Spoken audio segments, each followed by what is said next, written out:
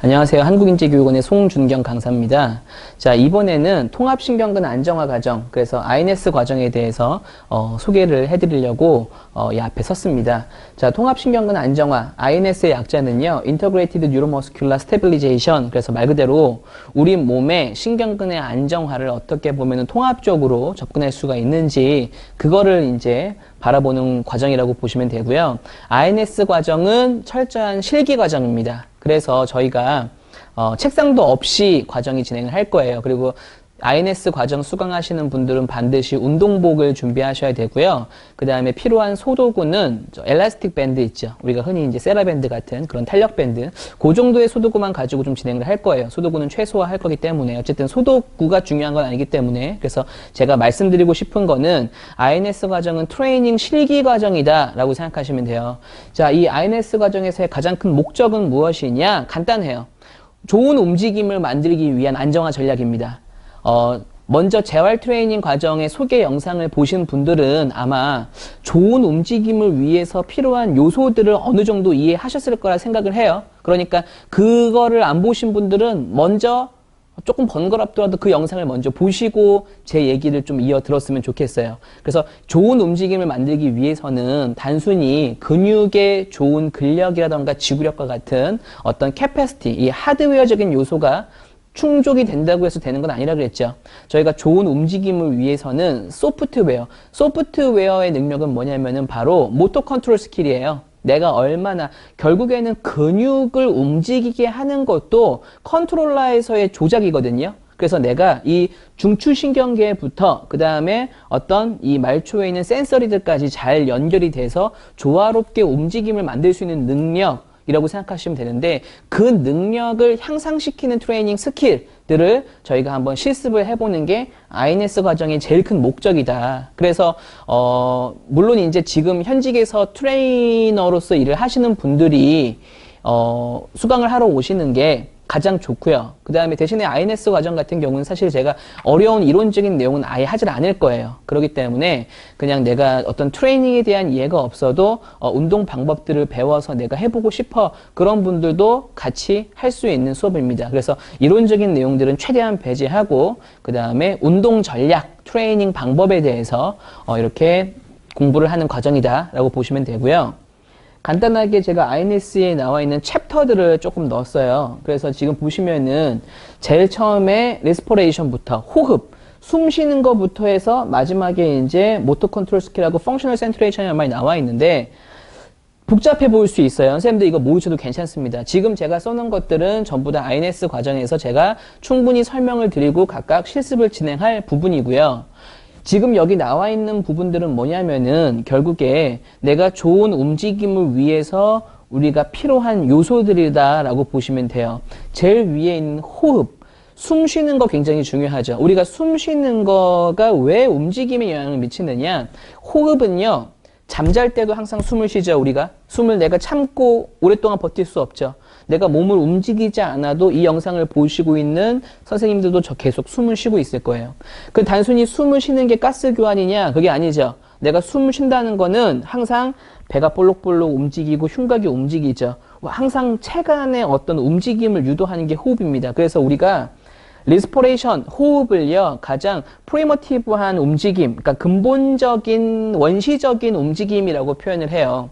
이 호흡의 문제가 개선되지 않고서는 다른 어떤 관절의 움직임도 개선할 수 없다라고 이제 카렐 리윗이라고 하는 학자가 얘기를 했죠. 그래서 제일 먼저 잘못된 호흡 패턴에 대해서 바라보고 또 좋은 호흡을 만들기 위한 호흡 훈련부터 시작을 할 거예요.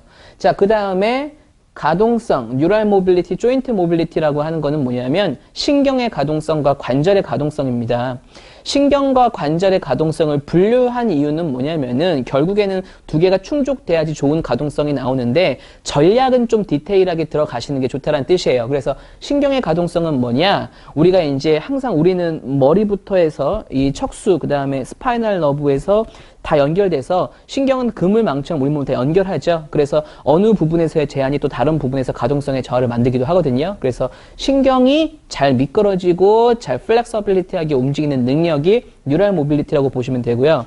조인트 모빌리티 말 그대로 관절의 가동성, 각각 관절의 가동성을 어떻게 증가시킬 수 있는지 마찬가지로 운동을 통해서 획득하는 방법을 저희가 배워보도록 할 거예요. 자, 그 다음에 이제 딥 스테빌라이징 시스템이라고 하는 거는 럼버 펠빅에서의 안정화인데 특히 여기서 단순히 어떤 근육에 의해서 지지가 되는 안정화 능력, 그냥 이 스파이널 스티프니스를 얘기하는 게 아니라 여기서는 복압을 어떻게 잘 조절할 수 있는지에 대해서 얘기를 할 거예요. 그래서 우리가 인간 움직임에서 가장 근본적인 안정화가 복압, 내 복강 내의 압력이 잘 조절이 되는 게 가장 중요하거든요.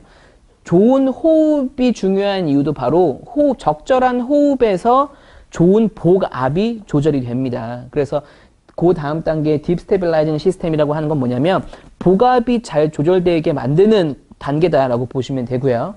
다음에 어고니스트, 안타고니스트 패턴이라고 하는 건 뭐냐면 주동근과 기랑근의 패턴인데요.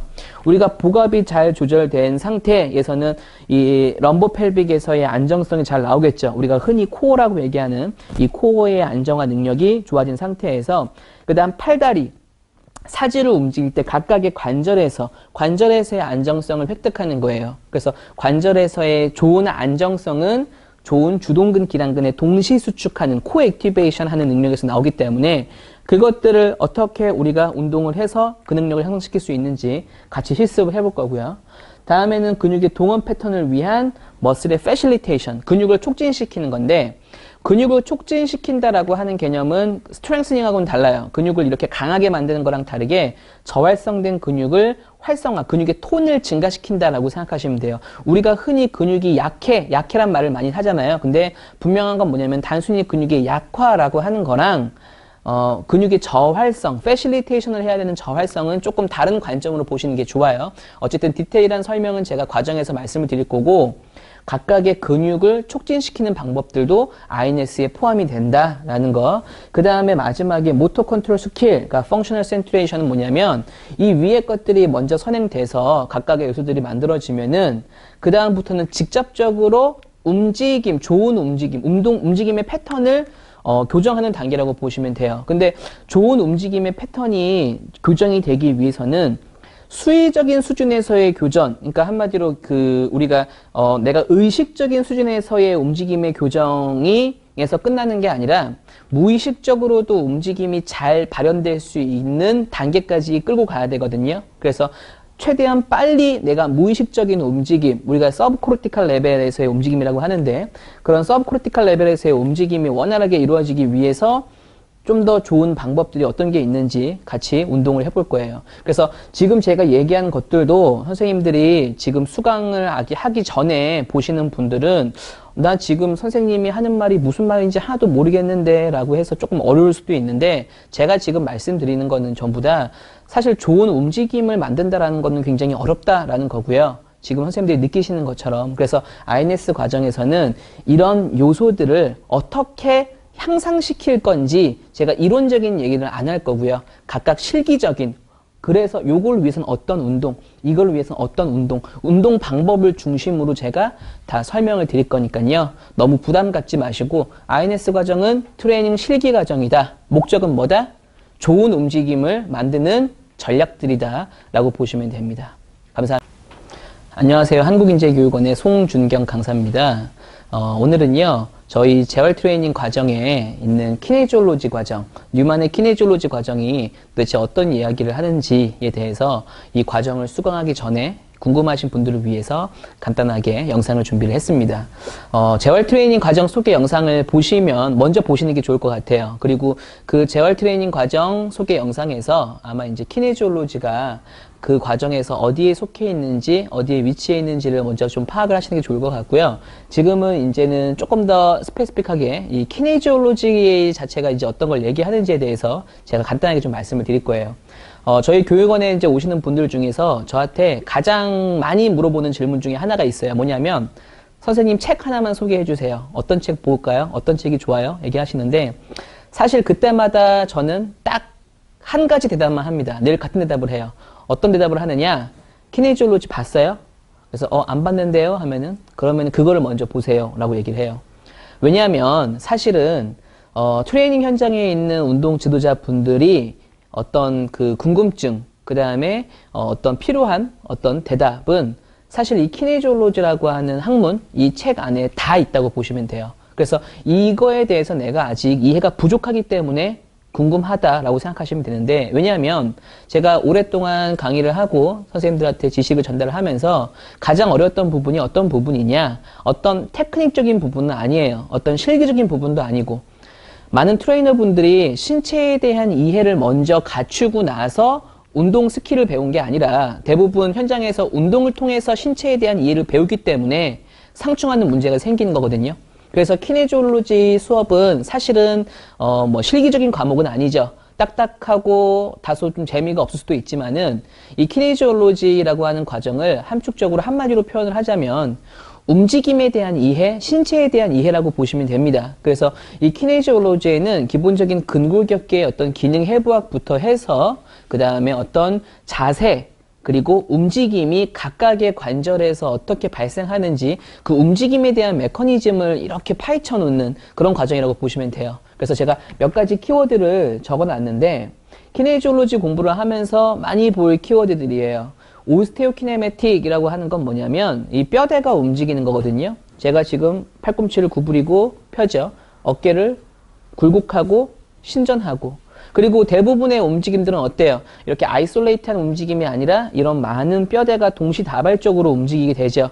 그런 것들을 분석하는 게 바로 오스테오키네매틱, 이 골 운동 형상학이라고 하는 단어고요. 그래서 아까 얘기했듯이 키네지올로지라고 하는 게 철저하게 인간 신체에 대한, 그리고 움직임이라고 하는 거에 대해 포커스를 맞추기 때문에 움직임이라고 하는 건 우리 눈에 잘 보이는 어때요? 이 뼈대가 움직이는 거죠. 그래서 그걸 이제 오스테오키네매틱, 우리가 머리부터 발까지 해서 모든 오스테오키네매틱에 대해서 공부를 해볼 거고요. 그 다음에 아스트로키네매틱이라고 하는 거는 뭐냐면 이 관절에서의 운동 형상학입니다. 오스테오키네매틱이 뼈대라고 한다면 그 뼈대가 움직일 수 있는 좀 더 근본적인 물음은 어디서 나오느냐? 바로 관절에서 어떻게 움직이지? 라는 거거든요. 우리 눈엔 잘 보이지 않겠지만은 이 관절에서 제가 어깨를 굴곡하고 신전하고 이렇게 로테이션을 할 때마다 어떻게 관절에서의 움직임이 생기는지에 대해서 분석을 한 게 바로 아스트로키네매틱이에요. 그리고 대부분의 관절 병리들은 저 아스트로키네매틱의 문제 때문에 나옵니다. 그래서 선생님들이 관절에서의 어떤 불안정성이라던가 관절 손상을 공부하기 이전에, 본격적인 손상에 대해서 공부하기 전에 저 키네지올로지, 아스트로키네매틱에 대한 이해를 하시는 게 굉장히 많은 도움이 됩니다. 자, 그 다음에 근육과 관절의 상호작용이라고 하는데, 그래서 먼저 이런 오스테오키네매틱, 아스트로키네매틱을 통해서 일단은 먼저 인간 움직임을 다 파헤쳐 볼 거고요. 거기에 움직임을 일으키는 근본적인 요소가 되는 근육이 어떻게 작용을 하는지에 대해서 같이 한번 공부를 해볼 거거든요. 그래서 우리가 잘 알고 있겠지만은 움직임이라고 하는 걸 설명할 때 복잡한 이유 중 하나가 뭐냐면 너무나 많은 시너지가 있다는 거죠. 하나의 근육이 아니라. 그래서 각각의 근육들이 관절을 중심으로 어떤 모멘텀을 가지는지, 모멘텀이라고 하는 거는 다소 이제 역학적인 어떤 그 개념인데, 근육이 역할이라 생각하시면 돼요. 근육의 움직임의 역할. 그래서 어떤 모멘트를 가지는지, 그 다음에 힘을 효과적으로 생성하기 위해서 얼마만큼의 모멘텀을 가지는지, 이런 것들이 전부 다 근육과 관절의 상호작용이다. 이렇게 보시면 돼요. 그래서 키네지올로지 과정은 지금 제가 간단하게 정말 설명을 드린 거고요. 이게 다는 아닌데, 어쨌든 각각의 관절별로 우리가 척추, 이 스파인, 그 엑셀스켈레탈부터 해서 그 다음에 상지, 하지, 그래서 발끝까지 각각의 관절에 대해서 지금 얘기했던 이런 것들을 중심으로 살펴보는 시간이다. 이렇게 생각을 하시면 되겠습니다. 네, 감사합니다.